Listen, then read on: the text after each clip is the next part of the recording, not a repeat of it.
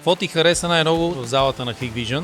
Ако системата е доста добра и вярвам, че голямо постижение в видеонаблюдението, ще бъде доста лесно за операторите в мониторинг центровете да откриват хора за много кратък интервал време, просто по различни критерии, и вярвам, че това е едно страхотно постижение в областта на видеонаблюдението, което Hikvision са разработили и постигнали за този кратък период от време. Вярвам, че това също ще допринесе както за развитието на сектора, така и за нас, компаниите, които изграждаме системи за сигурност и развиваме тази индустрия. Ние сме много прохождаща фирма и на мен абсолютно всичко ми прави впечатление. Много нови неща за нас, които ще използваме за напред в нашата фирма.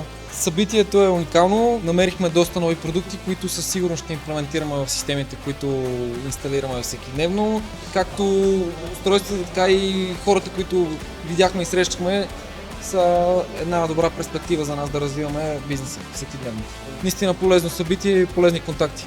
Аях също ми изненах доста приятно с това, че са надградили в видеонаблюдението. Разработили са така нови иновативни решения, като 5 и 8 мегапикселови камери, както и видеорекордери. Направим впечатление бързата и лесна смяна на хард дисковете, което идва директно с хард дискове, и вярвам, че това също ще се наложи добре на пазара.